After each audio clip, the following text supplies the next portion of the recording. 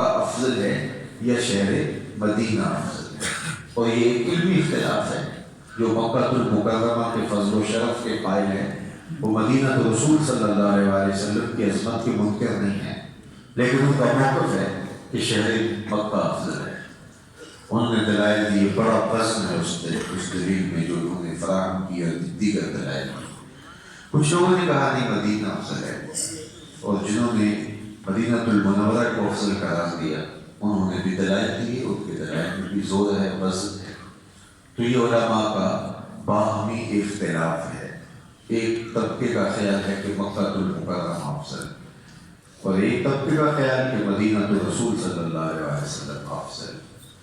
شیخ عبد الحق محدث دہلوی علیہ رحمہ وَأَنْتَ حِلٌّ بِهَذَا الْبَلَدِ سے روشنی دے کے ایک تیسرا مسلک بیان کیا. ذرا سنیے اور اس کی روحانی سرشاری اور لذت محسوس کیجیے. تو علماء کے ایک طبقے کا موقف کہ مکہ المکرمہ افضل، دوسرے طبقے کا موقف کہ مدینہ شریف افضل. شیخ محقق کہتے ہیں کہ جب حضور مکے میں تھے تو مکہ افضل تھا، مدینے آگے تو مدینہ افضل تھا. جدھر جدھر سے وہ گزرتے گئے مجد و شرف بھی پیچھے پیچھے رہا. وہ مکے میں ہیں تو مکہ افضل، وہ مدینے میں ہیں تو مدینہ افضل. اللہ اکبر. ایک بار وہ جدھر سے گزرے ہیں نصیب، ایک بار وہ جدھر سے گزرے ہیں نصیب، بار بار ادھر سے باہر گزری ہے. وہ مکے میں ہیں تو مکہ افضل، مدینے میں ہیں تو.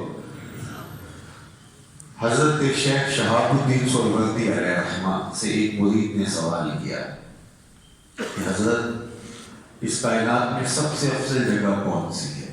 وہ بھلا زمانہ تھا، مرید پیروں سے سوال کر لیا کرتے تھے اور پیر صاحب ناراض نہیں ہوتے تھے اور انہیں مردود طریقت قرار نہیں دیتے تھے کہ تم نے سوال کرنے کی جرأت کیسے کی. تو مرید نے سوال کیا اور پوچھا کہ حضرت مجھے بتائیے کہ اس کائنات میں سب سے افضل جگہ کون سی ہے؟ تو برجستہ جواب دیا، بیٹے وہی جگہ جہاں حضور جلوہ کے راز ہے.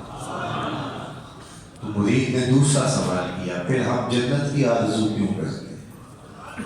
اگر سب سے افضل جگہ یہ ہے تو پھر جنت کی آرزو کیوں کرتے ہیں؟ معلوم ہو زمانے میں جنت کی آرزو کی جاتی تھی.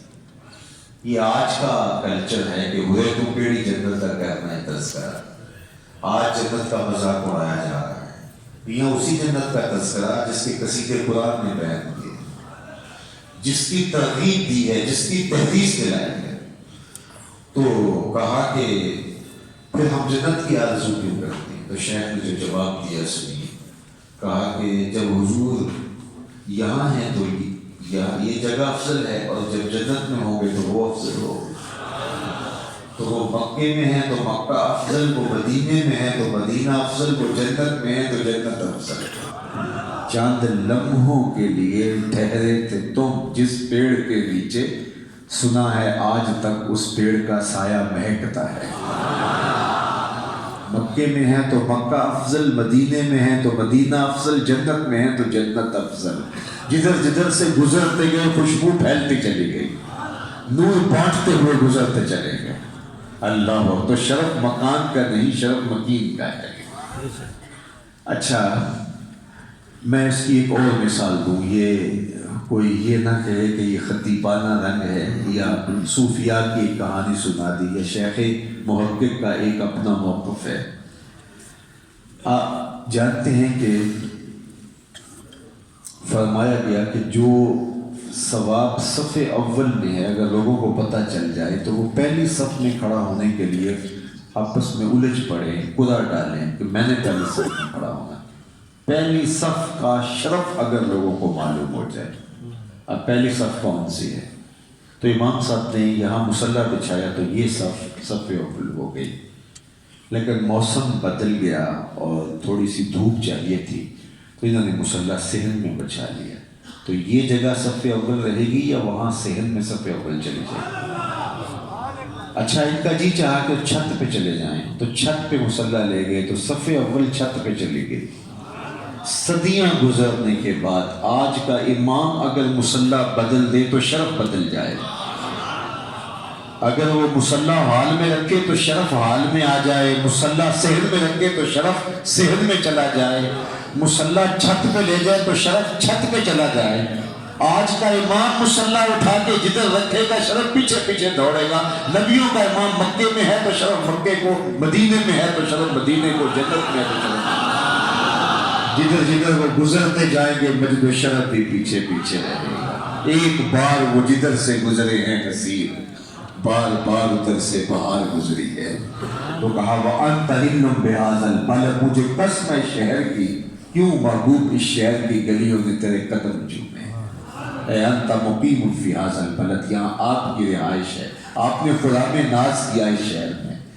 اللہ اکبر، آپ خرامہ خرامہ چلتے رہے شہر میں، اس لیے مجھے قسم ہے شہر کی، اس کی ہواؤں نے، اس کی فضاؤں نے آپ کے سانسوں کی مہک سونگھی ہے۔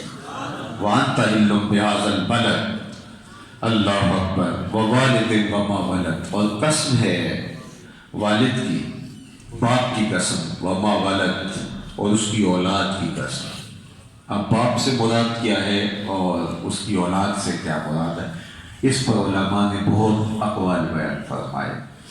باپ سے مراد حضرت آدم علیہ السلام ہے اور اولاد سے مراد ان کی اولاد ہے۔ باپ سے مراد حضرت ابراہیم علیہ السلام ہے اور ما ولد سے مراد ان کی اولاد، بالخصوص ذات رسالت مآب صلی اللہ علیہ وسلم۔ باپ سے مراد حضور علیہ السلام اور اولاد سے مراد حضور علیہ السلام کی اولاد طاہرہ۔ تو اب کہا قسم ہے باپ کی اور قسم ہے اس کی اولاد کی۔ اچھا، چونکہ باپ تک بات چل رہی ہے شہر مکہ کی، تو اس قول کو اہل علم نے خاص طور پہ ترجیح دی کہ باپ سے مراد ابراہیم علیہ السلام، چونکہ مناسبات ہیں تو باپ سے مراد ابراہیم علیہ السلام اور ما ولد سے مراد ان کی اولاد، اور ان کی اولاد میں بالخصوص ذات رسالت مآب صلی اللہ علیہ وسلم۔ تو کہا اے محبوب تیرے جد امجد ابراہیم کی بھی قسم اور تیرے پاکیزہ وجود کی بھی قسم، قسم اس شہر کی گلیوں میں تم چلتے ہو، اور قسم معمار حرم ابراہیم علیہ السلام کی، اور قسم اس حرم کو آباد کرنے والے اور بتوں سے پاک کرنے والے محمد عربی تیری ذات ستوتا سے بات کی۔ اللہ اکبر، یہ قسم فرما کر کے جواب قسم کیا ہے؟ ایک بندہ قسم پہ قسم کر رہا ہو، مجھے فلاں کی قسم، مجھے فلاں کی قسم، تو ایک دم سماعتیں رک جاتی ہیں اور انسان ذہنی طور پہ آمادہ ہوتا ہے کہ اب اس مضمون کو سنوں جس پر قسم کی جا رہی ہے۔ ویسے تو کوئی کسی کو متوجہ کر کے بغیر قسم کے بھی کوئی بات بتا دے تو جو بتانے والا شخص ہے اس کی اہمیت کے پیش نظر اس کو بھی دھیان سے سنا جائے گا، اور پھر میرا رب جب کسی بات کو ارشاد فرمائے تو بغیر قسم کے ارشاد فرما دے تو کافی ہے، لیکن میرا رب ہو کے قسم کرے تو مطلب کیا کہ مضمون کوئی اہم آنے والا ہے جس پہ رب بھی قسم فرما رہا ہے، پھر ایک قسم نہیں، دو قسمیں نہیں، قسم در قسم۔ اللہ اکبر، کہا قسم ہے محبوب اس شہر کی جبکہ تم اس شہر میں تشریف فرما ہو، اس شہر میں رہائش پذیر ہو، اور قسم ہے باپ کی اور جو اس کی اولاد ہے۔ یہ قسمیں کر کے جو جواب قسم تھا جس پر قسمیں کی گئی وہ کیا ہے، جو نقطہ کمال ہے، ارشاد فرمایا لَقَدْ خَلَقْنَا الْإِنسَانَ فِي كَبَدٍ، بے شک ہم نے آدمی کو مشقت میں رہتا پیدا کیا۔ جواب قسم اور قسم کی مناسبت بھی ہوتی ہے، چونکہ مکے کی زندگی بہت کٹھن تھی اور حضرت ابراہیم علیہ السلام نے دین کے لیے اور پیغام حق کے ابلاغ کے لیے بہت مشقتیں اٹھائی اور کڑے امتحانات سے گزرے۔ جو امتحانات حضرت ابراہیم علیہ السلام نے دیے، کو ہمالیہ کے کلیجے پر بھی ڈال دیے جائے تو پتا اس کا پانی ہو جائے، بیٹے کی گردن پہ چھری رکھ کر کے ذبح کرنے کے لیے آمادہ ہو جانا اور عملاً چھری پھیر دینا، یہ تماشا لبے بام تھوڑا ہے، جلتی ہوئی آگ میں چھلانگ لگا دینا، اور نو مولود بچے کو اس کی ماں سمیت وادی غیر زیزرا میں چھوڑانا، یہ کوئی چھوٹے امتحان تھے، لیکن جناب ابراہیم نے دیے اور سرخرو ہوئے۔ وَإِذِ ابْتَلَىٰ إِبْرَاهِيمَ رَبُّهُ بِكَلِمَاتٍ فَأَتَمَّهُنَّ، ہر امتحان میں 100% نمبر لے کے کامیاب ہوئے۔ کہا اب ہم تمہارے سر پہ امامت کا تاج رکھنے والے ہیں، یاری تیری سونا پر ازمائشاں تیریاں آگ، سونا پر کیا جانتا ہے نال اگا دے لگ۔ اگر پنجابی آپ کو سمجھ نہیں آتی تو اس کا مفہوم یہ ہے کہ اگر سونا اتنا قیمتی ہے لیکن اس کو پرکھنے کے لیے آگ میں ڈالا جاتا ہے، تو جس قدر وزن زیادہ ہوگا، جس قدر عزت اور عظمت زیادہ ہوگی، امتحان بھی اتنے ہی زیادہ ہوں گے۔ کربلا والے حسین ابن علی کو دیکھ لو، اگر اتنا مرتبہ رفیع ہے کہ نواسہ رسول ہے تو امتحان کی بھٹی میں ڈالے گئے۔ اللہ حضور جتنے دکھ مجھے دیے گئے، جتنا میں ستایا گیا، کوئی پیغمبر نہیں ستایا گیا۔ کتنی مشکلات حضور نے سہی، مکے کی گلیوں سے لے کے طائف کے بازاروں تک پھیلے ہوئے درد دیکھیے، اپنوں بیگانوں کی مخالفتیں، مقاومتیں، رشتہ داروں نے جو سلوک کیا، عقبہ بن ابی معیط جو کرتا تھا، ابو لہب نے جو کچھ کیا، کیا کیا اذیتیں نہیں تھی جو حضور نے نہیں سہی۔ طائف کے بازاروں میں حضور کے مبارک قدم زخمی ہو جاتے ہیں، نالین خون سے بھر جاتے ہیں۔ اللہ اکبر۔ اور اسی طرح بدر، احد اور جنگوں کے اندر جس طرح حضور کو اپنے پیاروں کی لاشیں اٹھانا پڑتی ہیں۔ ام المومنین سیدہ عائشہ رضی اللہ تعالیٰ عنہا کہتی ہیں، ایک دن میں نے حضور سے کہا، حضور کیا احد کے دن سے سخت بھی دن زندگی میں آیا؟ یہ وہ دن تھا 70 صحابہ کی لاشیں پڑی ہوئی تھی۔ حضرت امیر حمزہ رضی اللہ تعالیٰ عنہ کو نہ صرف شہید کیا گیا، ان کا غسلہ کر دیا گیا، اعضائے بدنیاں کاٹ لیے گئے، ناک کاٹ لیا گیا، کان کاٹ لیے گئے، زبان کاٹ لی گئی، کلیجہ نکال کر کے چبایا گیا اور ہار بنا کے گلے میں ڈالے گئے، اور کہا کہ حضور اس دن سے سخت دن بھی زندگی میں آیا؟ فرمایا ہاں عائشہ، جب طائف کے بازاروں میں تیری قوم نے مجھے پتھر مارے تھے تو یہ دن احد کے دن سے بھی سخت تھا۔ حضور اللہ کے دین کا پیغام لے کے ان کے پاس گئے اور کہا کہ میری بات سنو اور میں تمہارے بھلے کا میں پیغام لے کر آیا ہوں۔ ان کے 3 سرداروں کو جا کے ملے اور کہا کہ اگر یہ سودا تمہیں قبول ہے تو ٹھیک ہے، ورنہ مجھے واپس راستہ دو۔ انہوں نے کہا کہ ہم تو اس کو قبول نہیں کرتے۔ واپسی کا راستہ انہوں نے کٹھن کر دیا اور اوباشوں کے ہاتھ میں پتھر دے دیے۔ پھر حضور علیہ السلام جب گزرتے تو وہ سنگز نہیں کرتے، حضور کے پاؤں پہ پتھر مارتے، آقا قریب بیٹھ جاتے شدت درد سے، تو 2 گھنٹے آگے بڑھتے اور حضور کے کندھوں سے پکڑ کے حضور کو اٹھاتے اور پھر مشق سنگز نہیں کرتے۔ یہ دین ایسے تو ہمارے تک نہیں پہنچا۔ آج جو ہے وہ قرآن کی محبت میں، صاحب قرآن کی محبت میں، آپ فجر کے وقت یوں ہجوم عاشقاں اور یوں الفتوں کا یہ مجمع یوں ہی تو نہیں لگ گیا، اس کی بنیادوں کے اندر پیغمبر کا خون ہے۔ آج شرق سے لے کر غرب تک امت موجود ہے اور حضور کا نام اور نام کے پھیرے لہرا رہے ہیں، تو ذرا دیکھیے طائف کے بازاروں میں کیا دکھ سہے، کیا تکلیفیں حضور نے سہی۔ تو زندگی آسان تو نہیں ہے، یہ راستہ بڑا کٹھن ہے۔ تو کہا ہم نے انسان کو مشقتوں میں رہتا ہوا پیدا کیا ہے، یہ کوئی فارمی چوزہ نہیں ہے کہ تھوڑی سی تکلیف آئے تو گر جائے، ہم نے اس کو تکلیفوں میں آزمایا ہے اور ساری زندگی اس کی یوں ہی گزرتی ہے۔ حضرت امام فخر الدین رازی علیہ رحمہ غالباً لکھا کہ جب بچہ پیدا ہوتا ہے تو رحم مادر کے اندر اس کی زندگی کتنی کٹھن ہوتی ہے، 3 پردوں کے اندر لپٹا ہوا، 3 غلافوں کے اندر ملفوف ایک بچہ، کتنی کٹھن زندگی، وہ بھول گیا ہے ورنہ وہ کٹھن دن تھے۔ پھر ولادت کا لمحہ، یہ زچہ بچہ دونوں کے لیے موت و حیات کا مرحلہ ہے۔ پھر اس کے بعد بچہ پیدا ہوا، زبان ہے بولنا نہیں جانتا، ہاتھ ہے پکڑنا نہیں جانتا، پاؤں ہے چل نہیں سکتا، سنتا ہے سمجھتا نہیں، دیکھتا پہچانتا نہیں۔ ذرا دیکھیے کتنا کٹھن مرحلہ ہے۔ انسان کس حالت میں ہوتا ہے، اس کو تکلیف ہوتی ہے، ضرورت ہوتی ہے تو رو دیتا ہے۔ اللہ اکبر، یہ کتنا کٹھن مرحلہ تھا، کتنی محتاجی تھی۔ اس دنیا کے اوپر آیا تو یہ سب کچھ ہونے کے باوجود، آزاد ہونے کے باوجود کتنا بے بس اور کتنا مجبور تھا۔ پھر ماں کے سینے کے اندر اللہ نے جو ممتا رکھی ہے وہ اس کے رونے کے لہجے سے سمجھتی ہے کہ میرے بیٹے کو کیا چاہیے اور اس کی ضرورت کی تکمیل کرتی ہے۔ یہ مشکل وقت گزرا، اس نے چلنا سیکھا، ایک ایک قدم کر کے اس نے چلنا سیکھا۔ میں اور آپ آج ہم دوڑتے ہیں، آج ہماری چھاتی میں زور ہے، ہمارے پنجوں میں طاقت ہے، آج بولتے ہیں تو خاموش ہی نہیں ہوتے، آج ہمارے لہجوں کے تنتنے زمانہ جانتا ہے، آج ہماری شوخی گفتار کے تذکرے ہیں، لیکن ذرا غور کیجئے، حرف حرف کر کے لفظ سیکھے تھے، لفظ لفظ کر کے جملے بنائے تھے۔ ایک ماں سیکھنے کے لیے، ایک باپ کا لفظ سیکھنے کے لیے، پانی اور روٹی کا لفظ سیکھنے کے لیے کتنے مہینے لگ گئے تھے۔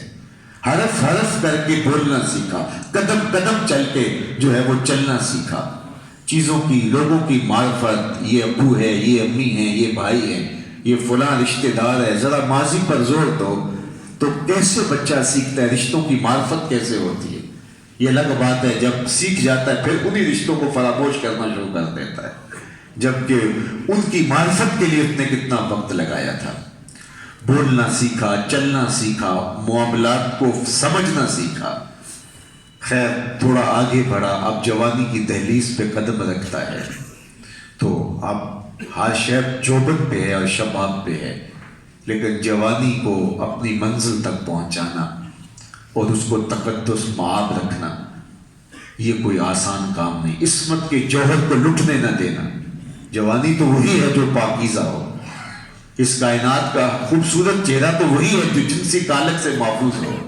اب جوانی ہے تو یہ آسان مرحلہ نہیں ہے۔ وہ کسی نے کہا تھا کتاب زیست کا ایک اور باب ختم ہوا، شباب ختم ہوا، ایک عذاب ختم ہوا۔ اب جوانی کے لیے راستے ملے، نکاح کی بندھن میں بندھ گیا۔ اب پہلے اپنی ذمہ داریاں تھیں، اب ایک اور ذمہ داری کندھوں پہ آ پڑی۔ اللہ اکبر۔ اس کے بعد اولاد ہوئی تو اولاد کی ذمہ داریاں کندھوں پہ آ پڑی۔ پھر ان کی تعلیم، پہلے خود حرف حرف سیکھتا تھا، اب حرف حرف سکھانا پڑا۔ پہلے قدم قدم چلنا سیکھا تھا، اب قدم قدم چلانا سیکھتا ہے۔ ایک کو قدم قدم چلایا، اپنے قدموں پہ بچہ چلنے لگا، پھر دوسرے کو قدم قدم سکھانے لگا۔ اللہ اکبر۔ 100 بار بچہ ایک بات پوچھتا ہے، باپ بتاتا ہے اور اس کو سکھاتا ہے، پھر دوسرا بچہ، پھر تیسرا بچہ، یہ کتنا، پھر بچے جوان ہوئے تو ان کی شادیوں، ان کے روزگار کا مسئلہ ہوا۔ بندہ کہتا ہے میں اب فارغ البال ہو گیا ہوں، سارے بچوں سے فارغ ہو گیا ہوں، اب بچوں کی شادیاں، ان کی ذمہ داریاں نبھا دی، اب بڑھاپے نے آ لیا۔ اللہ، اعضاء مدمحل ہونے لگے، چلتے ہوئے ٹھوکرے لگنے لگے، یادداشت کھونے لگی، وہی حالت جو بچپن میں تھی وہی عود کر آئی۔ اللہ، وَمَن نُعَمِّرْهُ نُنَكِّسْهُ فِي الْخَلْقِ، کہا ہم جس کو لمبی عمر دیتے ہیں اس کو پلٹا کے پھر اسی حالت میں لے آتے ہیں۔ اب پھر وہی حالت آ گئی کہ اب پھر لقمہ اٹھایا نہیں جاتا، پھر حالت آ گئی کہ اب زبان میں لکنت آ گئی، پھر وہی حالت آ گئی کہ اب پھر چلنے سے قاصر ہو گیا۔ اللہ اکبر۔ پھر یادداشت ہونے لگی، پہچاننا چھوڑ دیا۔ انسان ذرا غور تو کر، وہی چیز پلٹ کے آ گئی۔ فرق کتنا ہے، جب اس وقت محتاج تھا تو ماں کے سینے میں ممتا رکھی ہوئی تھی، آج وہ ممتا نہیں ہے۔ تو کہا کہ انسان ساری زندگی اس مرحلے سے گزرتا ہے، بندہ کہتا ہے یہ ہوگا تو میں فارغ البال ہوں گا، یہ ہوگا تو میں بالکل ایزی ہو جاؤں گا، لیکن کہا نہیں، ہم نے انسان کو پیدا ہی مشقتوں میں رہتا کیا ہے، یہ ساری زندگی دکھوں سے گزرتا رہے گا۔ علماء تفسیر نے لکھا کہ جب انسان پیدا ہوا تھا اس کا خمیر بویا گیا تھا تو 39 دن تک اس پر دکھوں کی بارش ہوئی تھی، ایک دن اس پر خوشیوں کی بارش ہوئی تھی۔ تو یہ اس کی زندگی میں خوشیاں اور غم اسی تناسب سے ہیں کہ غم، دکھ، تکلیفیں، ابتلائیں زیادہ ہیں اور خوشیاں بہت تھوڑی ہیں، اور خوشی آتی بھی ہے اور پھول جھڑی کی طرح پھوٹتی ہے اور ختم ہو جاتی ہے، لیکن غم آتا ہے تو وہ دل میں بیٹھ جاتا ہے۔ غم دائمی ہے اور خوشی کی عمر عارضی ہے۔ غم کے موقع پر خوشی آ جائے تو خوشی بھی غم بن جاتی ہے، اور خوشی کے موقع پہ غم آ جائے تو خوشی زائل ہو جاتی ہے۔ تو پھر انسان کو نبھا تو پھر غموں سے کرنا ہوگا نا۔ اسی لیے میاں صاحب نے کہا کہ دکھ ہمیشہ تے سکھ کدائیں، یعنی ہمیشہ انسان کا پالا دکھوں سے رہتا ہے، سکھ کبھی کبھی ہوتے ہیں، تو اس زندگی کو سیکھنا پڑے گا۔ दुख हमेशा ते सुख कदाई, दुखा तो सुख वाले, दुख कबूल मोहम्मद बख्शा राजी रहन प्यारे। तो कहा कि जिंदगी तो गुजरेगी तुम्हारे दुखों के साथ, तकलीफों के साथ गुजरेगी। अब आप बाहर बारिश होती हो या जिन इलाकों में बारिश अचानक आ जाती है, तो हमने देखा है कि मौसम साफ भी होता है, मतलब आबदलूद भी नहीं होता, लेकिन वो घरों से छतरियां लेकर निकल रहे होते हैं, किसी वक्त भी बारिश आ सकती है। वो उस सूरत हाल के लिए पहले से तैयार होते हैं। इस तरह जो गर्म मौसम है, वहां से भी जो धूप में निकलते हैं तो वो छतरियां लेकर निकलते हैं, किसी वक्त भी बारिश आ सकती है। तो मुख्तलिफ लोग जो है वो मुख्तलिफ तदाबीर करते हैं कि ये मुश्किलें हैं, इनसे निपटना है, तो फिर वो परेशानी नहीं होती, बारिश होती है, इसलिए उनके ज़हन में पहले होता है, वो अपनी तौर पे तैयार होते हैं। इसी तरह जिंदगी में हमें ये तय कर लेना चाहिए कि जिंदगी सुखों का मजमुआ नहीं, जिंदगी दुखों का मजमुआ है। जिंदगी में ये सब कुछ होना है। जब ये हम अमली तौर पे तैयार होंगे तो उसके मुताबिक की सूरत करेंगे और उसके लिए ज़हनी तौर पे तैयार होंगे, फिर घबरा करके बैठ के जाएंगे। हमें बनाया ही ऐसे है, हमारा डिजाइन ऐसे किया गया है कि हमारी जिंदगी में खुशियां कम है और गम ज्यादा है। हमारी जिंदगी के अंदर मुकावमतें, मुखालफतें, दुखता चीनियाँ, हालात का जबर, अपनों बेगानों का शर, ये क्या शरीका बरादरी से लेकर के जो है वो लोगों के तल्ख रवैये, कड़वी बातें, ये सब कुछ आपकी और मेरी जिंदगी में होगा। अगर कोई बंदा ये चाहे कि मैं इस तरह का हो जाऊं कि मेरे बारे में मुझे कोई तकलीफ ना आने पाए, तो अल्लाह ने इंसान को डिजाइन ऐसे किया ही नहीं है। फरमाया हमने उसको मुशक्कतों में रहता पैदा किया, कसम की मक्के की। और अगर किसी को शक हो तो मक्के की जिंदगी देख ले। मेरे महबूब जिसको मैं महबूब बनाया है मक्के में, उस महबूब की राहों में कांटे बिछ रहे हैं, तुम कौन होते हो? मेरे महबूब की राहों में गले खोदे जा रहे हैं, तुम कौन होते हो? अल्लाह अकबर। देख लो बीमार हरम इब्राहिम अलैहिस्सलाम को कैसे इम्तिहानात से गुजरे, तो क्या तुम नहीं गुजरोगे? मुस्तफ़ा करीम की जात को देख लो, ये तीनों कसमें जवाब कसम से जुड़ी हुई हैं। अल्लाह अकबर। बताया कि महबूब कसम है मुझे इस शहर की, इसमें आप जलवा फिराज हैं, और कसम है बाप और उसकी औलाद की, हमने इंसान को मुशक्कत में रहता पैदा किया, तकलीफ अजियत इसकी ज़िंदगी के साथ जुड़ा हुआ है। तो ये ज़िंदगी कशाकश हयात, इससे हमें जो है वो नबुर्द आज़मा होने के लिए अमली तौर पर तैयार होना चाहिए। हम इस मुश्किल से भाग नहीं सकते। अगर फरार का रास्ता इस्तेमाल करेंगे तो फिर हम इंसानी तकलीफ के उस मिजाज को नहीं समझ पाए जिसको कुरान ने खोल के बयान कर दिया। इसलिए ज़िंदगी नाम ही इसी कश्मकश का है, इसी पेचो ताप का, इसी इल्तिहाब का, इसी इस्तिराब का। किया मैंने इस खाकदां से किनारा, जहाँ रिस्क का नाम है आबो दाना, पलटना झपटना, झपट कर पलटना, लहू गर्म रखने का है एक बहाना। परिंदों की दुनिया का दरवेश हूँ मैं कि शाही बनाता नहीं आशियाना। तो ये जिंदगी तो इसी कश्मकश का नाम है, इसी खेचातानी का नाम है, इसी जो है वो इस मुआशरे के अंदर, इस जबर के माहौल के अंदर अपनी कश्ती को पार ले जाना और हजकोलों से गुजार करके, सख्त मौजों से गुजार करके साहल मुराद कर देना, यही तो कमाल है।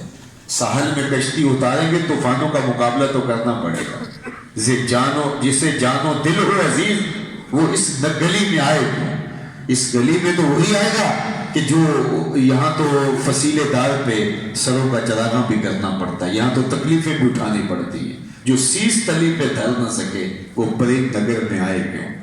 तो इसलिए कहा कि हमने इंसान को मुशक्कतों में रहता पैदा किया, अजियतों से गुजरेगा, तकलीफों से गुजरेगा, मुश्किलों का सीना चीर के अपने रास्ते बनाएगा। ऐसा नहीं हो सकता कि उसके ऊपर कोई तकलीफ ना आए, और ऐसा भी नहीं होता कि ये हर वक्त इसी तरद्दुद में लगा रहे कि मेरी जिंदगी आसूदा से आसूदा हो, आसूदा से आसूदा हो। नहीं, हालात से मुकाबला करना सीखे, इसके पंजों में जोर रहे, इसमें तवानाई रहे।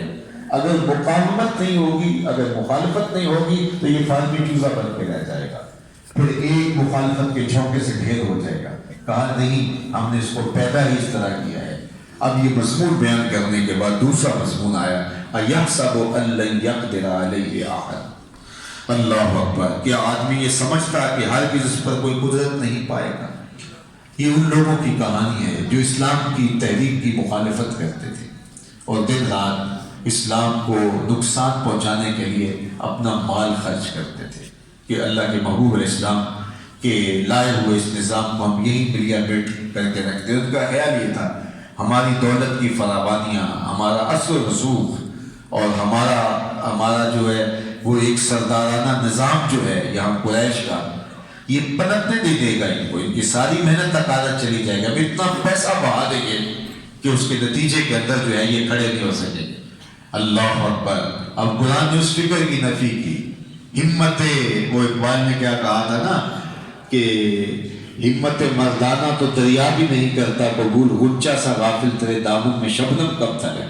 جو ہمت ہوتی ہے وہ پہاڑوں کے کلیجے بھی چیر لیتی ہے، اور وہ جو ہے وہ سمندر سے بھی راستہ نکال لیتی ہے۔ اور پھر جس کو ہمت کا جو ہے وہ کوہی گراں میرے رب نے بنایا ہو، اور اللہ نے اپنی تائید کا دست قدرت جس کی پشت پہ رکھا ہو، کیا یہ دولت کے انبار، یبو جہل، یبو لہب، یہ بڑے بڑے سرداران قریش اور ان کی محنت اور ان کے جتھے اور ان کی کوششیں اور ان کا سرمایہ اور ان کی جو ہے وہ بھاری بھرکم شخصیتوں کا روپ، کیا اس قافلہ عشق و محبت کو روک سکتا ہے؟ کہا نہیں۔ اَيَحْسَبُ أَن لَّن يَقْدِرَ عَلَيْهِ أَحَدٌ، کہ آدمی یہ سمجھتا کہ ہرگز پر کوئی قدرت نہیں پائے گا۔ يَقُولُ أَهْلَكْتُ مَالًا لُبَدًا، وہ کہتا ہے کہ میں نے اس پر ڈھیروں مال ختم کر دیا، میں نے اتنے پیسے لگا دیے، میں اس تحریک کو دبا دوں گا، لوگوں کو خریدا، لوگوں کو مارا، اور کیا کیا تکلیفیں حضور کے ماننے والوں کو نہیں پہنچائیں گے۔ حضرت سمیہ کو شہید کیا گیا، اسلام کی پہلی شہیدہ جس کا خون مکے کی گلیوں میں بہا اور ریت میں جذب ہوا، وہ حضرت عمار ابن یاسر کی والدہ حضرت سمیہ تھی۔ حضرت یاسر کو شہید کیا گیا، حضرت عمار کے والد گرامی کو، اور حضرت عمار ابن یاسر کو بھی جو ہے وہ ظلم و جبر کا شکار کیا گیا۔ حضور علیہ السلام گزرتے اور دیکھتے ہیں کہ حضرت عمار کو اور ان کے خاندان والوں کو زیادتی اور جبر کا شکار کیا جا رہا ہے، فرماتے ہیں آل یاسر صبر کرنا تمہارا ٹھکانہ جنت ہے۔ اللہ اکبر۔ کیا کیا کتنی تکلیف ہوتی ہے جب کسی کے چاہنے والے کو مشق ستم ہے۔ کیا حضور کے قلب اطہر پہ گزر رہی ہوگی اس وقت جب بلال چکی پیستے تھے، جب بلال حبشی رضی اللہ تعالیٰ عنہ کو مارا جاتا تھا، اللہ اکبر، ان کی پیٹھ پہ کوڑے برسائے جاتے تھے اور وہ آہد آہد پکارتے تھے۔ کسی نے گزرتے ہوئے کہا بلال تو بھی عجیب شخص ہے، وہ تمہیں کوڑے مارتے ہیں اور تم آگے سے آہد آہد پکارتے ہو، زبان پر مسکراہٹ ہے۔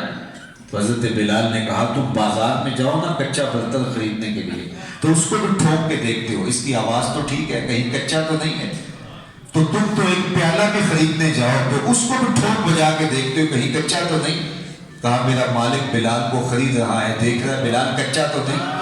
میں کہتا ہوں مالک خرید لے، بلال کو کھال ادھر بھی جائے گی، حق حق کی آواز ختم نہیں ہوگی۔ زخم پہ زخم کھا کے جی، خون جگر کے گھونٹ پی، آہ نہ کر لبوں کو سی، یہ عشق ہے دل لگی ہے۔ عشق اور ہوتا ہے، دل لگی اور ہوتی ہے۔ جب دل لگی ہوتی ہے تھوڑی سی تکلیف سے لوگ بھاگ جاتے ہیں، لیکن جب عشق ہوتا ہے چمڑی ادھر بھی جائے۔ حضرت خباب بن ارد رضی اللہ تعالیٰ تو حضور کے پاس آئے اور حضور کعبۃ اللہ کی دیوار کے ساتھ بیٹھے ہوئے تھے، تو کفار نے جو زیادتی اور ظلم کیا تو اس کی کہانی سنانے لگے۔ تو فرمایا تم سے پہلے لوگ ایسے بھی گزرے ہیں جن کے جسموں کو لوہے کی کنگھیوں سے چھید دیا گیا، لیکن حق کا راستہ انہوں نے نہیں چھوڑایا۔ اس شخص کی کہانی نہیں بھول سکتے جس کی دو ٹانگیں دو اونٹوں کی پچھلی ٹانگوں سے باندھ دی جاتی، اور اسے کہا جاتا ہے چھوڑ دے دین کو ورنہ ان اونٹوں کو ہانکیں گے، تیرا بدن دو حصوں میں تقسیم ہو جائے گا۔ اس نے کہا کر لو جو کرنا ہے۔ اللہ، اونٹوں کو ہانکا لگایا جاتا ہے، بدن چرنے لگتا ہے، خون کے قطرے بہنے لگتے ہیں۔ ہمیں تاریخ بتاتی ہے جب تک سانس چلتی رہی، زبان بولتی رہی، زبان پہ لفظ یہی تھے فزت برب الکعبہ، فزت برب الکعبہ، کعبے کے رب کی قسم زندگی کی بازی جیت گیا ہوں۔ تو سرخروئی سے کہتے ہیں، کامیابی سے کہتے ہیں۔ تو نہ مال کی فراوانی، نہ جتھے، نہ مخالفت، نہ مقاومت حضور علیہ السلام کے راستے کو نہیں روک سکے۔ تو وہ بات بتا کر انسان کو کہا گیا کہ تو مشقتوں میں رہتا پیدا کیا گیا ہے، اگر تو میدان عمل میں اترے گا تو تیری راستے کی یہ تکلیفیں تیرا مقابلہ کرنے آئیں گی، لیکن ایسے نہیں ہے کہ تو مشکلات کو دیکھ کے گھبرا کے بھاگ جائے۔ ذرا نظر کرنا ادھر تو پھر دیکھنا تیری زندگی کتنی جو ہے وہ سہل ہوتی چلی جاتی ہے۔ آج لوگ کہتے ہیں جی دین پہ چلنا مشکل ہو گیا ہے، دین پہ چلنا بڑا مشکل ہو گیا. تو یہ وہ شخص کہتا ہے جو مسجد میں آتا ہے تو ٹھنڈا اور گرم پانی موسم کے مطابق دستیاب ہے، قالین بچھے ہوئے ہیں، اے سی چل رہے ہیں، اور وہ مخملی مصلوں پہ نماز پڑھ کے جاتا ہے اور پھر کہتا ہے جی دین پہ چلنا بڑا اوکھا ہو گیا. تو میں کہتا ہوں کہ صاحب تیرے لیے اوکھا ہے یا کربلا والے حسین کے لیے اوکھا تھا؟ تیرے لیے مشکل ہے یا بلال حبشی کے لیے مشکل تھا؟ جنہوں نے مشکل کاٹی انہوں نے تو کہا نہیں کہ دین پہ چلنا مشکل ہے، اور ہمارے لیے مشکل ہی کوئی نہیں. میں اگر کہوں کہ میں بڑا اوکھا کام کر رہا ہوں، کیا مشکل ہے؟ میں آیا ہوں تو آپ کی آنکھوں میں پیار لکھا تھا، آپ کی پیشانی چمک رہی تھی محبتوں سے. میرے ایک جملے کو غور سے سن رہے ہیں. میں یہاں سے فارغ ہوں گا تو آپ لپک پڑیں گے ملنے کے لیے، آپ کا پیار جو ہے وہ میرا دل جیت لے گا. یہاں سے اٹھوں گا تو حضرت کہیں گے جناب یہ لیجئے یہ لیجئے یہ لیجئے. تو میں تو اس مرتبہ ایک دن میں 100 جگہ بھی جاؤں تو کیا مشکل ہے میرے لیے؟ میں تو عزتیں وصول کر رہا ہوں، میں تو آپ کا پیار لے رہا ہوں، میں تو آپ کی محبتوں کے سائے میں جی رہا ہوں. اور یہ انسان کی ضرورت ہے کہ انسان کسی کی محبت میں جینا چاہتا ہے. نفرت انسان کو مار دیتی ہے، محبت انسان کو زندگی دیتی ہے. تو یہ میں کہوں جی میں بڑا اوکھا کام کر رہا ہوں، کیا مشکل میں نے کام کیا ہے؟ یہ تو میں بڑے آرام سے کر رہا ہوں. یہ میں قرآن کا درس دے رہا ہوں، قرآن سنا رہا ہوں. آپ کو صوفے میں بیٹھ گئے، ذرا اس کو دیکھو جس نے نیزے کی نوک پہ قرآن سنایا. مشکل تو ان کی تھی، تکلیفیں تو انہوں نے صحیح. ہم تو خام ہو رہے ہیں، ہم بڑے اوکھے ہیں، بڑی مشکل میں ہیں. اور یار 2 جملے کسی نے کیا بول دی ہمارے خلاف، ہمارے تن بدن میں آگ لگ گئی. ہم نے کہا کہ سارا زمانہ ہمارا ہوا. کیا ہوا میاں؟ سارا زمانہ بھی گالیاں دے. تم دیکھو محمد عربی کی اداؤں کو، حضور کے طریقہ حیات کو دیکھو. انہوں نے کتنی مشکلیں سہی، کتنی تکلیفیں سہی، کتنی اذیتیں سہی، کن مصائب سے گزرے اور کن تکلیفوں سے گزرے. تو یہ زندگی سوکھی نہیں ہے. تو ہم تھوڑی سی تکلیف، اللہ نے ہمارے لیے آزمائشیں اتنی نہیں رکھی جس کا قرب قیامت میں دین کا 10واں حصہ بھی قبول ہوگا. تو آج آزمائشیں بھی 10ویں حصے کے برابر نہیں ہیں. لیکن ذرا ان کو دیکھو تو آج اگر ہم کہیں کہ دین پہ چلنا بڑا اوکھا ہو گیا ہے تو یہ فیشن ہے، اس کے علاوہ کچھ نہیں. دین پہ چلنا کیا اوکھا ہو گیا؟ ہاں اوکھا ہو بھی، وقت آئے گا بھی کہ جس طرح ہاتھ پہ انگارہ رکھنا مشکل ہوگا، دین پہ چلنا مشکل ہوگا. وہ وقت آ بھی جائے تو پھر بھی انگارہ تو رکھنا ہی پڑے گا، کیونکہ اس کے علاوہ تو کوئی راستہ ہی نہیں ہے. اس راہ پہ چلنا ہوگا، چاہے اوکھا ہو چاہے سوکھا ہو، چاہے مشکل ہو چاہے آسان ہو. لیکن ہم جب ان لوگوں کو دیکھتے ہیں جنہوں نے چل کے دکھایا تو اپنی مشکل کوئی مشکل نہیں لگتی. جنہوں نے تکلیفوں میں سہ کے، جنہوں نے نیزوں کے نیچے، خنجروں اور بالوں کے نیچے نمازیں ادا کی اور نمازیں قضا نہیں ہونے دی. اللہ اکبر. ہمیں تو ڈر لگ گیا تھا کہیں کرونا نہ ہو جائے تو مسجدیں اجڑ گئی تھی. ہمیں تو کرفیو لگ جائے، ہمیں تو بارش تیز آ جائے، موسم میں شدت آ جائے تو ہم ڈرتے گھر سے نہیں نکلتے، مسجدوں کی حاضری زبڑ جاتی ہے. لیکن برستی تلواروں اور اترتے ہوئے تیروں کے اندر بھی نمازیں قضا نہیں ہوئی. زندگی تو اسے کہتے ہیں. اللہ اکبر. تو فرمایا یحسب ان لن یقدر علیہ احد یقول اهلکت مالا لبدا ایحسب ان لم یرہ احد. کیا وہ گمان کرتا ہے، وہ سوچتا ہے، سمجھتا ہے کہ اس کو کسی نے نہیں دیکھا؟ یہ ان کفار کی کہانی بیان کی جا رہی جنہوں نے اسلام کو دبانے کے لیے اپنا مال پانی کی طرح بہایا، اپنی صلاحیتیں صرف کی، اپنا اصل و رسوخ استعمال کیا. اپنی جھوٹی سرداری کے جو بت کھڑے تھے ان کو بچانے کے لیے انہوں نے ہر حربہ کیا، ہر ہیلہ آزمایا. اور ان کی خواہش تھی کہ یہ تحریک پنپنے نہ پائے. لیکن اللہ نے اپنے محبوب کے دین کو سربلند کرنا تھا. کہا کہ تم جو کر رہے ہو تمہارا رب اس کو دیکھ رہا ہے. یہ مت سمجھو کہ تم جو کر رہے ہو اس کو کوئی نہیں دیکھ رہا. اس کو دیکھا جا رہا ہے، اس کو نوٹ کیا جا رہا ہے. ایحسب ان لم یرہ احد. وہ گمان کرتے ہیں کہ نہیں کچھ کسی نے نہیں دیکھا. الم نجعل لہ عینین ولسانا وشفتین وہدیناہ النجدین فلاقتحم العقبہ. اللہ اکبر. فرمایا کیا ہم نے اس کو 2 آنکھیں نہ دی؟ اس کی 2 آنکھیں نہیں بنائی ہم نے؟ یہ جو اپنے مال کو اسلام کو دبانے کے لیے، سچائی اور حق کو دبانے کے لیے لگا رہا ہے، کیا اس کی 2 آنکھیں نہیں تھیں؟ وَلِسَانٌ وَشَفَتَيْن. ایک زبان اور 2 ہونٹ نہیں تھے. وَهَدَيْنَاهُ النَّجْدَيْن. اور ہم نے اس کو دونوں گھاٹیاں دکھا دی تھی. خیر اور شر کیسے اس کے اندر اس کی تباہ میں رکھا تھا، اچھائی کی اور برائی کی. اللہ اکبر. تو کہا اس کو 2 آنکھیں دی ہیں، 2 ہونٹ دیے ہیں، 1 زبان دی ہے. یہاں ایک جملہ عرض کر کے پھر بات کو دوبارہ اس کے مفہوم کی طرف لے آتا ہوں. آنکھیں دو ہیں، کان دو ہیں، ہونٹ دو ہیں، بازو دو ہیں، ٹانگیں دو ہیں، لیکن میرے رب نے زبان ایک رکھی ہے، دل ایک رکھا ہے.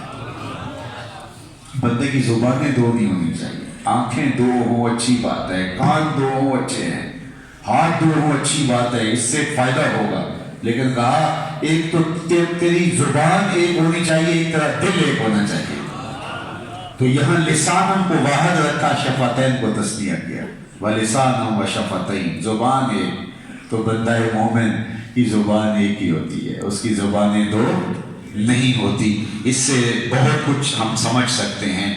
اب فرمایا کہ یہ جو اپنا مال خرچ کر رہے ہیں تو یہ اندھا دھند مال خرچ کر رہے ہیں، اور ان کا خیال یہ ہے کہ اس سے اسلام دب جائے گا، اسلام کو نقصان پہنچے گا، پیغمبر اسلام کی تحریک اٹھ نہیں پائے گی.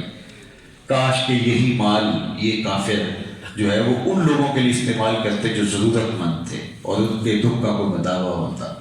تو اللہ قرآن مجید میں کیا فرما رہا ہے کہ ہم نے ان کو دو آنکھیں دی ہیں، ان کو زبان دی ہے، ان کو دو ہونٹ دیے ہیں، اور وَهَدَيْنَاهُ النَّجْدَيْنِ. اچھائی کیا ہے، برائی کیا ہے، ہم نے دونوں ان کو دکھا دی. بعض نے وَهَدَيْنَاهُ النَّجْدَيْنِ سے مراد ماں کی چھاتیاں مراد لی کہ بچہ جب پیدا ہوتا ہے تو ابھی ذکر ہوا کہ وہ بولنا آ کے سیکھتا ہے، چلنا آ کے سیکھتا ہے، دیکھتا ہے، پہچانتا بعد میں، سنتا ہے، سمجھنے لگتا ہے بعد میں. ساری چیزیں یہاں آ کے سیکھتا ہے، لیکن ماں کی چھاتی سے دودھ کیسے نچوڑنا ہے یہ نرو سکھا کے بھیجتا ہے اسے. اس دو چھاتیوں کی طرف، دو ابے ہوئے ابھار جو ان کی طرف اس کی رہنمائی فرمائی. اور دوسرا معنی اس کا کہ دو چیزوں کی طرف ہم نے اس کی رہنمائی. وَهَدَيْنَاهُ النَّجْدَيْنِ. خیر کیا ہے، شر کیا ہے، یہ انسان کی طبع میں رکھا، انسان کی فطرت میں رکھا. انسان کو پتہ ہے. اس سے مراد ہدایت ایک جبلی ہے، فطری ہدایت. اچھائی کیا ہے، برائی کیا ہے، یہ انسان جانتا ہے. کسی کو تھپڑ مارنا برا ہے یا اچھا ہے، مذہب نہ بھی بتائے تو انسان کو پتہ ہے. دیوار رکھتے ہوئے ہمسائے کے 2 انچ دبا لینا، مذہب نے نہ بتایا ہو پھر بھی پتہ ہے کہ یہ کوئی اچھی بات نہیں ہے. تو یہ ہے وہ فطری ہدایت. یہ تو اللہ نے جو ہے وہ فطری اور جبلی ہدایت تو جانوروں میں بھی رکھی ہے. بطخ کے بچے کو تیرنا آتا ہے، مرغی کے بچوں کو تیرنا نہیں آتا، یہ ان کی فطرت میں رکھا ہوا ہے. تو یہ ہے جبلی ہدایت، یہ ہے فطری ہدایت. حضور علیہ السلام تشریف فرما تھے، مجمع لگا تھا، ہجوم عاشقاں تھا.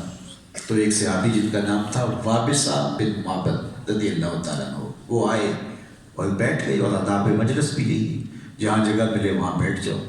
صدر مجلس کو اختیار ہے کسی کو آگے بلانا چاہے کسی حکمت کے تحت تو بلا سکتا ہے، جس کا علماء کرام کو، مشائخ کو، سادات کو آگے بلا لیا جاتا ہے. منتظمین کسی وجہ سے آگے ہوں تو کوئی حرج نہیں ہے.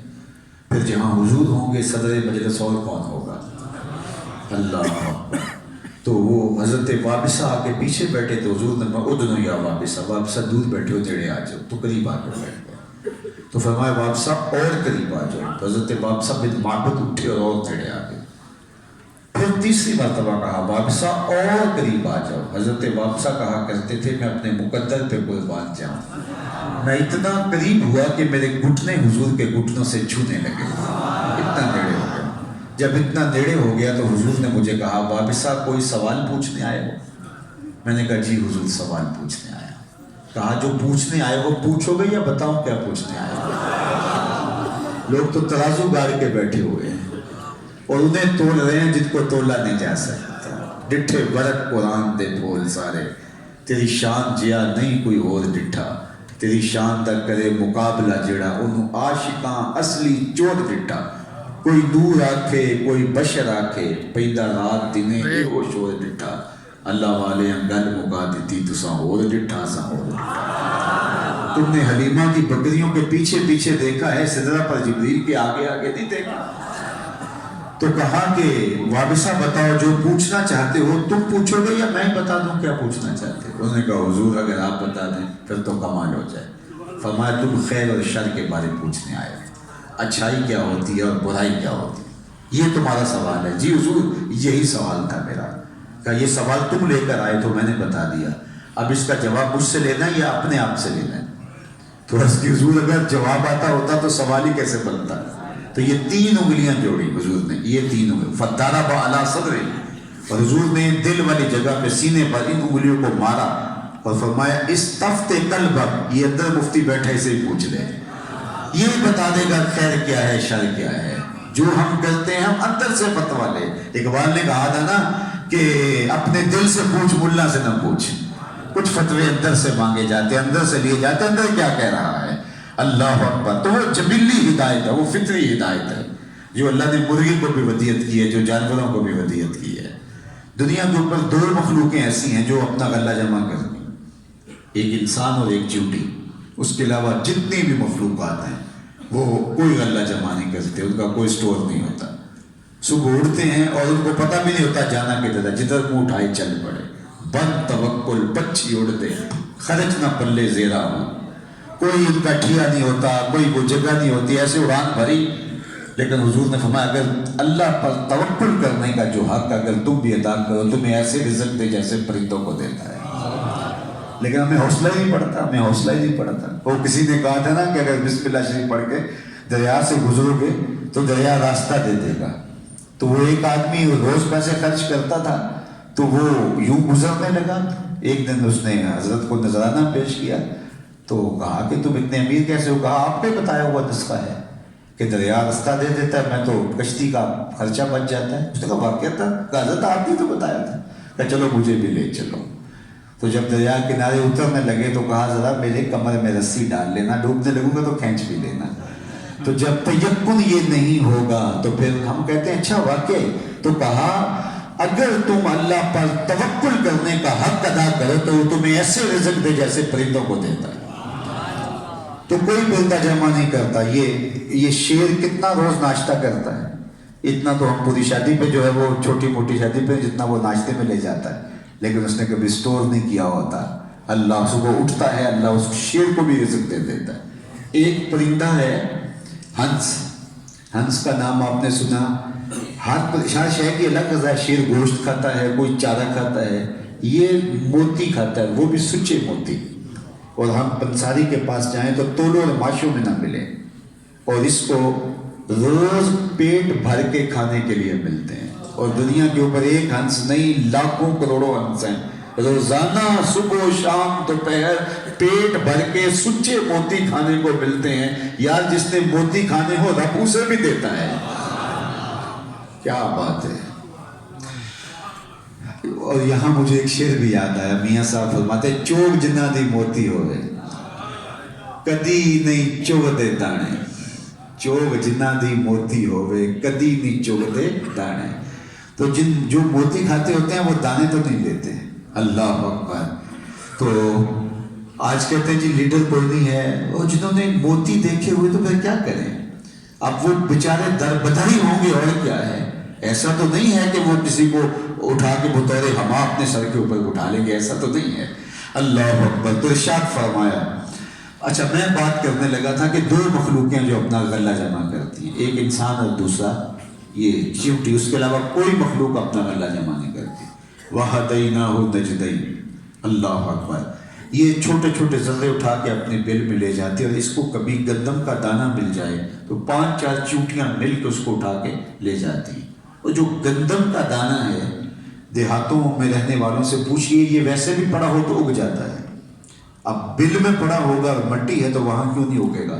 تو چیونٹی جب اس کو لے کے جاتی ہے، اس کو پھاڑ کے 2 حصوں میں تقسیم کرتی ہے، اس کو پتہ ہے یہ اگ جائے گا۔ تو یہ چیونٹی کو کس نے بتایا کہ اگر یوں ہی پڑا رہے گا تو اگ جائے گا، اس کو پھاڑنا ہے۔ وَهَدَيْنَاهُ النَّجْدَيْنِ۔ یہ رب ہے جس نے سینوں کے اندر ہدایت کے چراغ روشن کر رہے تھے، وہ تو چیونٹیوں کو شعور دیا ہے، انسان تو اشرف المخلوقات ہے۔ تو یہ اندھا ہو جائے خود تو الگ بات ہے، ورنہ میرے رب نے انسان کو شعور کے دودھ سے مالا مال رکھا ہے۔ ہاں یہ شعور کافی نہیں ہے نجات کے لیے، پیغمبروں کی چوکھٹ پہ آنا پڑے گا اور ہدایت آسمانی کو اختیار کر کے اپنے باطن کو سنوارنا پڑے گا۔ لیکن معمولی زندگی جینے کے لیے، عام زندگی، انسانی زندگی جینے کے لیے اللہ نے انسان کو تمیز سکھائی ہے، اس کو بتایا ہے۔ اللہ نے چونکہ وہ کافر تھے اس لیے یہاں اشارہ فرمایا کہ وَهَدَيْنَاهُ النَّجْدَيْنِ، اور ہم نے اس کو 2 راستے دکھائے۔ اِنَّا هَدَيْنَاهُ السَّبِيلَ إِمَّا شَاكِرًا وَإِمَّا كَفُورًا۔ ہم نے دونوں راستے دکھا دیے، اب اس کی مرضی کفران کے راستے پہ چلے جائے، شکران کی راہوں پہ۔ فلقتحم العقبہ، لیکن وہ مشکل گھاٹی میں کودنا کوشش نہیں کرتا، اس میں چھلانگ بھی نہیں لگاتا، وہ مشکل کام کرنے کے لیے آمادہ ہی نہیں ہے۔ پھر خود ہی فرمایا وما ادراک ما العقبہ، تجھے معلوم ہے کہ وہ گھاٹی کیا ہے جس پر یہ چڑھنا نہیں چاہتا ہے؟ اپنے مال کو، اپنی صلاحیتوں کو کیسے کیسے استعمال کرے، ان صلاحیتوں کو کسی بامقصد کام میں کیوں نہیں لگاتا؟ آنکھیں نہیں ہیں، دو ہونٹ نہیں ہیں، زبان نہیں ہے، یہ دیکھتا سنتا، اس کے باوجود بھی یہ راستہ کیوں اختیار نہیں کرتا؟ فطری جبلی ہدایت بھی ہم نے اس کو دے رکھی ہے، اس کی آنکھیں بھی روشن ہیں اور اس کے باطن کے اندر بھی ہم نے جو ہدایت کا چراغ رکھا ہے، لیکن پھر کیوں برباد ہے؟ تو کہا یہ مشکل گھاٹی نہیں چڑھنا چاہتا۔ اور وہ مشکل گھاٹی ہے کیا؟ فک رقبہ، کسی پھنسے ہوئے کی گردن چھڑانا ہے، کسی غلام کو آزاد کرنا ہے۔ یہ بہت بڑی نیکی جو غلام کو آزاد کرنا ہے۔ اور میرے حضور نے اس کائنات پہ قدم رکھا، وہ آپ نے صبیبہ لونڈی کی آزادی کی کہانی سنی ہے، گویا قدم حضور کا دھرتی پہ آیا، غلامی کی زنجیریں ٹوٹنے لگی۔ پھر ترغیب دی غلاموں کو آزاد، قسم توڑ بیٹھو غلام آزاد کرو، کفارہ زہار میں غلام آزاد کرو، روزہ توڑ بیٹھو غلام آزاد کرو، اللہ اکبر، کفارہ قتل خطاب میں غلام آزاد کرو، یعنی غلام آزاد کرنے کی ترغیب دی۔ حضرت سیدنا عثمان غنی رضی اللہ تعالیٰ عنہ جب جمعے کی تیاری کرتے تھے تو جمعے میں غسل کیا جاتا ہے، مسواک کی جاتی ہے، خوشبو لگائی جاتی ہے، تو ایک کام یہ بھی ساتھ شامل کرتے تھے، جمعہ میں جانے سے پہلے ایک غلام بھی آزاد کیا کرتے تھے۔ صحابہ میں سب سے امیر صحابی ہے حضرت عبد الرحمن بن عوف رضی اللہ تعالیٰ عنہ، انہوں نے زندگی میں 30,000 غلام آزاد کیے ہیں۔ غلامی کی زنجیریں توڑی ہی اسلام نے۔ کافر غلام کو آزاد کرو، اس پر بھی ثواب ملے گا، مومن غلام کو آزاد کرو، اس کا بھی ثواب ملے گا، مکاتبت کر لو، اللہ اکبر، جو ہے وہ کتنے طریقے دیے غلاموں کو آزاد کرنے کے۔ تو کہا کہ مشکل گھاٹی کیا ہے؟ غلام کو آزاد کرنا، کسی گردن کو چھڑانا۔ اور آج کے دور میں وہ وسطیٰ کی غلامی تو نہیں ہے، لیکن جس کی بیٹیاں جوان ہوں اور کوئی رشتہ بھی قبول کرنے نہیں آتا ہو، اس غربت کی وجہ سے، کوئی جانتا ہے اس شخص کے درد کو، اس کی گردن کتنی پھنسی ہوتی ہے۔ گھر کے اندر بیٹیاں جوان ہوں اور باپ آئے اور ان بیٹیوں کو دیکھتا ہے، ان کی جوانی بڑھاپے کی طرف بڑھ رہی ہوتی ہے، تو کوئی اندازہ کر سکتا ہے کہ جو اندر سے درد اٹھتا ہے اور پھر اس کو چہرے پہ عیاں بھی نہیں ہونے دیتا اور وہ سارا غم خود پی لیتا ہے، اور کیا کیفیت ہوتی ہے وہ جانتا ہے، وہ پھنسا ہوا شخص ہے۔ اس کی گردن چھڑائیں، اس سے رشتہ قبول کر لیں، اس کی گردن چھڑائیں، اس کی بیٹیوں کی شادی کا آپ انتظام کر دیں۔ یہ پھنسے ہوئے کی گردن کو چھڑائیں، کسی قرض میں دبے ہوئے شخص کو اس کی گردن چھڑانا ہے، کسی کثیر العیال کی مدد کو پہنچانا ہے۔ اس کے بچے زیادہ ہیں، اللہ نے نعمت دی ہے اس کو، لیکن ان کو پال نہیں سک رہا، تو کوئی بات نہیں ہے، جس کو اللہ نے اس کی ضرورت سے زیادہ دیا ہے، قرآنی معاشرہ یہی ہے، اس کی مدد کے لیے نکلے اور کہا کہ یہ تیرے نہیں، یہ میرے بیٹے ہیں۔ میں کہا کرتا ہوں کہ ایک گلی کے اندر 10 یا 15 گھر ہوں، اتنے گھر ہوتے ہیں گلی میں، تو 10-15 گھروں کے اندر 2 سے 3 گھر ہوں گے جو غربت کی لکیر سے نیچے زندگی گزارتے ہیں، باقی تو کچھ آسودہ ہوتے ہیں، کچھ بہت اچھے۔ تو کیا 16، 17، 15، 16 گھر گلی میں ہیں، تو 3 جو ہیں وہ انتہائی بے بس ہیں، باقی 14، 13 لوگ مل کے ان 3 گھروں کو نہیں سنبھال سکتے۔ ہر بندہ اپنی گلی کو سنبھال لے، اپنی گلی کی ذمہ داری لے لے، یہ بیٹیاں میری بیٹیاں، بیٹیاں جوان ہو رہی ہیں، یہ فکر ان 16-17 گھروں کو ہو، ان کے گھر میں کچھ پکا ہے نہیں پکا، ان 16-17 گھروں کو ہو۔ یہ ایک چھوٹا چھوٹا یونٹ ہے، اس کو سنبھال لیں، گلی محلے کو سنبھال لیں، معاشرے کے دکھ بانٹے جا سکتے ہیں۔ سارے زمانے کے دکھ تو آپ نہیں بانٹ سکتے، لیکن جتنے تک آپ پہنچ سکتے ہیں، یہ مشکل گھاٹی ہے۔ انسان وہاں پیسے خرچ کرتا ہے جہاں نمائش ہوتی ہے، ویڈیو بن رہی ہوتی ہے، وہاں نوٹ ایسے بھی پھینکتا ہے، اس کو لگتا ہے کہ واہ یہ میں بڑا نیکی کا کام کر رہا ہوں، لیکن نہیں، اللہ کہتا ہے مشکل گھاٹی کیا ہے؟ فکو رقبہ، کسی پھنسے ہوئے کی گردن کو چھڑانا ہے، کسی دکھیے لاچار مجبور جس پہ بس کی زندگی اوکھی ہو گئی ہے، وہ کیا کرے؟ مجھے ذرا تصور کیجیے کہ جوان بیٹیاں ہیں اور غربت کی وجہ سے وہ رشتہ مانگنے کو نہیں آتا، تو بتاؤ وہ اس باپ پر بیتتی کیا ہوگی، اس ماں پہ گزرتی کیا ہوگی؟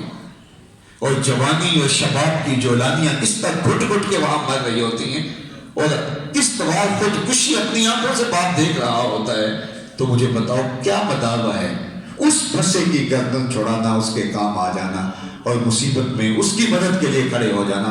قرآن کہتا ہے آؤ تم کن کاموں میں پڑے ہو، اس پھنسے ہوئے کی گردن چھڑاؤ۔ فَكُّ رَقَبَةٍ أَوْ إِطْعَامٌ فِي يَوْمٍ ذِي مَسْغَبَةٍ، یا بھوک کے دن کسی کو کھانا کھلانا ہے، بھوک کے دنوں کے اندر کھانا کھلانا، خوشحالی کے اندر بھی کھانا کھلانا، لیکن دعوت کرنا وہ بھی اچھی بات ہے، لیکن بھوک کے دن جب خود کساد گزاری کا ڈر ہو تو اس وقت دوسروں کو بھی کھلانا۔ نیم نانے اگر خود مرد خدا بزل درویشاں خدا نانے دیگر۔ سادی بولے کہ اللہ کے بندوں کا طریقہ یہ ہے کہ ان کو کھانے کے لیے آدھی روٹی ملے تو اس کے بھی 2 ٹکڑے کر کے ایک دوسرے فقیر کو دے دیتے ہیں، اور ہم کیا ہے کہ سب کچھ سمیٹنا چاہتے ہیں۔ کہا نہیں، یہ انسانیت ہے جو سیکھنے والی ہے۔ اللہ اکبر۔ اور اطعاماً فی یوم ذی مسغبہ، یتیماً ذا مقربہ، اور قریبی رشتہ دار جو یتیم ہو، یتیم رشتہ دار کی مدد کرنا۔ عمومی طور پہ لوگ دور پار کے یتیموں کی مدد کر کے تو بڑے سرخرو ہونے کی کوشش کرتے ہیں، لیکن قریبی رشتہ داروں میں یتیم کی مدد نہیں کر پاتے۔ وہ اس لیے کہ وہاں تو ان کی نمائش ہوتی ہے، لیکن قریبی رشتہ دار یتیم کی مدد میں وہ نمائش نہیں کر پاتے، تو اس لیے خاص طور پہ اس کا ذکر کیا۔ اور مسکیناً ذا متربہ، یا پھر خاک نشین مسکین کو۔ مسکین ایک ایسا ہوتا ہے کہ اس کی مدد کرے تو آپ کی شہرت بہت ساری ہو جاتی ہے، لیکن خاک نشین مسکین کیا آپ کی شہرت کا سبب بنے گا؟ کسی جھونپڑی میں جا کے چپکے سے دے آئے، کیا شہرت ہوگی؟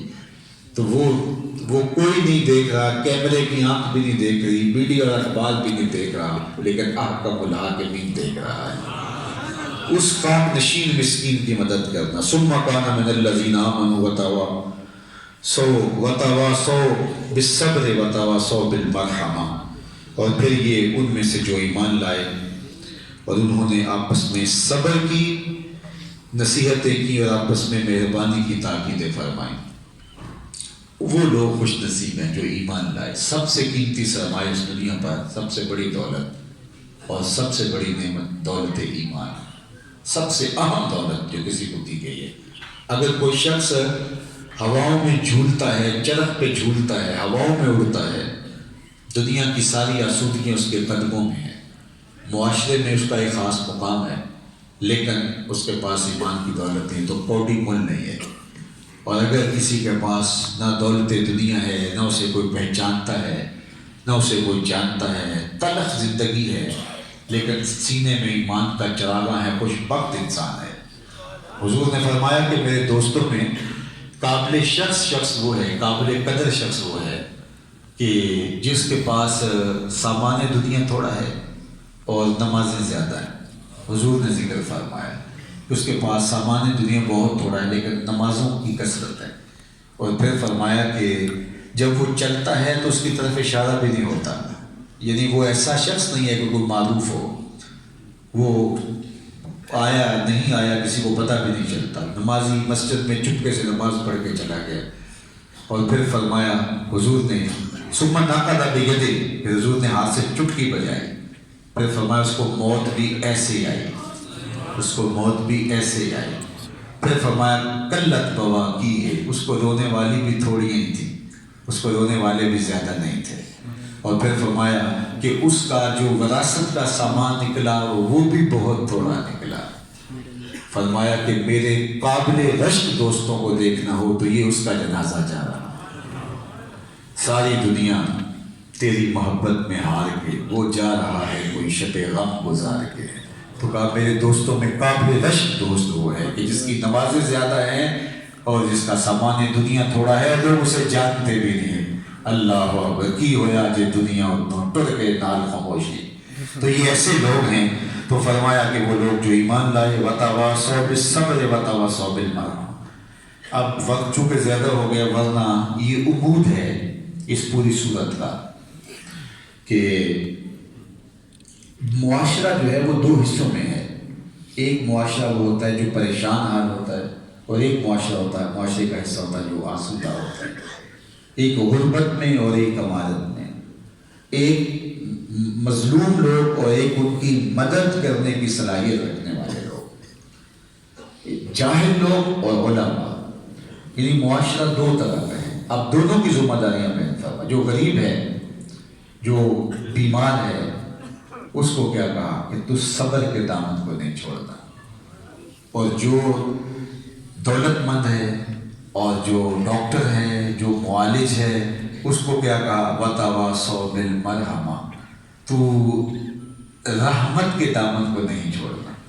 تو دونوں اپنی ذمہ داریاں سنبھال لیں، غریب اپنی غربت کا بھرم نہ ٹوٹنے دے اور اپنی غربت کو تماشا نہ بننے دے، صبر کرے۔ مومن کو تکلیفوں پر صبر کرنے سے، حتیٰ کہ اس کے پاؤں میں کانٹا چبھے تو اس پہ صبر کرے تو اس کو اجر ملتا ہے۔ تو غربت آ جاتی ہے، اور غربت میں انسان عزت نفس کے ساتھ تھوڑا کھا کے عزت نفس کے ساتھ آگے بڑھنے کی کوشش کرے، وہ اپنا ہاتھ نہ پھیلائے۔ ممکن ہو مخمصے کی حالت کے اندر جب کسی عضو کے یا جان کے ضائع ہونے کا اندیشہ ہو تو اس وقت تو ضروری ہے، لیکن اس کے علاوہ وہ برداشت کرے، اس کو یہ کہا۔ اور دوسرے عمراء کو کہا کہ تم ڈھونڈو کون برداشت کر رہا ہے، تم ان کو تلاش کرو۔ اللہ اکبر۔ اب غریب تھوڑے سے حالات ہو گئے تو وہ سڑکوں میں آ جائے گا، اور امیر جو ہے وہ گھروں میں گھس جائے گا، تو یہ الٹ ہو گیا۔ کہا کہ غربت جو ہے وہ پر باندھ کے آسمان سے اتر رہی ہو، اور غریب کو پر بھی صبر کرنا چاہیے، اور امیر کو ڈھونڈ کے دیکھو۔ زکوٰۃ تو فرض ہے۔ اگر علماء نے کہا کہ اگر غریب نہ لے زکوٰۃ تو اس پہ تو لینا واجب نہیں ہے، غریب پہ میں نہیں لیتا تو اس کے اوپر دینا واجب نہیں، لیکن امیر پہ دینا تو واجب ہے۔ زیادہ پھنسا تو امیر ہے تو اس کے اوپر دینا واجب ہے، اس کے اوپر لینا واجب نہیں ہے۔ تو قرآن نے کہا، دو معاشروں کے دونوں لوگ بیان فرمائے کہ ایک وہ لوگ کہ جو صبر کے دامن کو مضبوطی سے تھام لیں، اور دوسرا طبقہ مرحمت۔ اسی طرح جو بیمار ہے وہ بستر پہ لیٹا ہے، تکلیف گوارا کر رہا ہے، ہائے وائے نہیں کر رہا، لیکن ادھر سے ڈاکٹر کو کہا چیخ نکلنے سے پہلے اس کے سرانے پہ تجھے کھڑا ہونا چاہیے۔ تو دونوں اپنی اپنی ذمہ داریاں نبھائیں۔ اسی طرح مظلوم جو ہے وہ دہائی نہ دے، اور جو ہے وہ عادل، وہ جو حاکم ہے، قوت نافذہ رکھنے والا ہے، اس کو کہا کہ کسی کے پاؤں میں کانٹا چبھنے سے پہلے جو ہے وہ اس کا بداوا تجھے کرنا ہوگا۔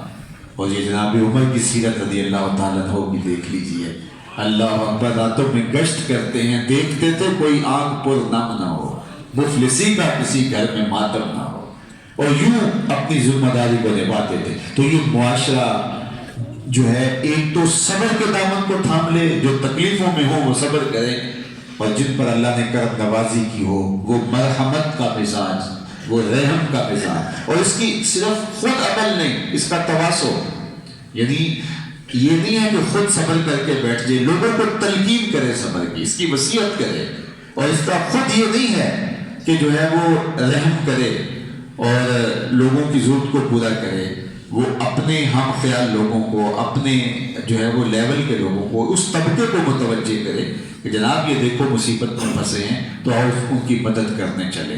کتنا اچھا ہو کہ غریب صبر کر کے گھر کی دہلیز میں بیٹھے، ان کی جھونپڑیوں کے اندر امیر خود پہنچ رہے ہوں۔ تو یہ قرآن کا معاشرہ ہے، یہ قرآن نے اس طرح کا ہمیں تصور دیا ہے۔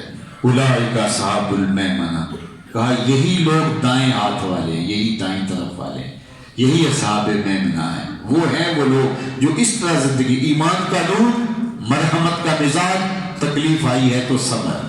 اللہ اکبر۔ والذین کفروا بآیاتنا هم اصحاب المشأمہ، اور جنہوں نے ہماری آیتوں کا انکار کیا وہ بائیں طرف والے ہیں۔ علیہم نار موصدہ، تو ان پر ہر طرف سے آگ ہی آگ ہوگی، اور آگ کے اندر وہ بند کر دیے جائیں گے، نہ کہیں سے نکل پائیں گے، نہ فرار کا رستہ ہوگا، دائیں بائیں آگے پیچھے اوپر نیچے آگ ہی آگ، اور وہ آگ اس آگ کی طرح نہیں ہوگی، 70 گنا اس آگ سے تیز ہوگی۔ وہ صرف جلسائے گی نہیں، بدن سے چپک بھی جائے گی۔ یہ آگ تو صرف جلاتی ہے، وہ چپک بھی جاتی ہے، اور پھر اس آگ سے نکلنے کو کوئی راستہ نہیں ہوتا۔ تو جب کسی کو تندور میں ڈال دیا جائے تو 2 منٹ کے بعد وہ مر جائے گا، لیکن وہ اس تندور میں ڈال دیا جائے گا، موت بھی نہیں آئے گی۔ تو جب موت بھی نہیں ہوگی تو پھر کیا مشکل ہوگی؟ اب تو گھبرا کے یہ کہتے ہیں کہ مر جائیں گے، مر کے بھی چین نہ پایا تو کدھر جائیں گے؟ اب وہ کتنا مشکل مرحلہ ہوگا کہ موت کو بھی موت آ گئی. بلکہ حدیث پاک میں آتا ہے کہ جنتی جنت میں ایک ہی خدشہ ان کے سینے میں ہوگا کہ کہیں موت نہ آ جائے اور یہ نعمتیں چھین نہ جائے. اور جہنمی جہنم میں جا کر ایک موہوم سی امید رکھے ہوئے ہوں گے کبھی موت آ جائے تو جان چھوٹ جائے. پھر مینڈے کی شکل میں موت کو لایا جائے گا اور موت کو ذبح کر دیا جائے گا. جنتی جنت سے اور لمبی لمبی گردنیں نکال کے جہنمی جہنم سے دیکھ رہے ہوں. اور پھر جب موت کو موت آئے گی تو جنتی اتنے خوش ہو جائیں گے کہ اگر موت کو موت نہ آئی ہوتی تو یہ خوشی سے مر جاتے. اور جہنمی اتنے دکھی ہوں گے کہ اگر موت کو موت نہ آئی ہوتی تو یہ غم اور صدمے سے مر جاتے. لیکن موت کو موت آ چکی، اب موت نہیں ہے. تو پھر ایسی زندگی کہ جو نہ ختم ہونے والی، وہ کھال 70 گز موٹی ہوگی، جب جل جائے گی تو پھر دوبارہ نئی کھال اللہ قرآن میں کہتا ہے ہم بدل دیں گے ان کو تاکہ وہ ذات کی تکلیف کو سہیں. ایک طرف وہ لوگ بد نصیب اور ایک وہ لوگ جو صبر اور مرحمت کا مزاج اختیار کر کے اور ایمان کی بہار اور ایمان کے نور سے ایک پاکیزہ زندگی اور جنت کی بہاروں کے حصول کا ذریعہ بنتے ہیں. اللہ ہمیں سورۃ البلد کا جمال نصیب فرمائے، خاص امان بنائیں اور رحمتوں کا حصار دے. وآخر دعوانا الحمدللہ.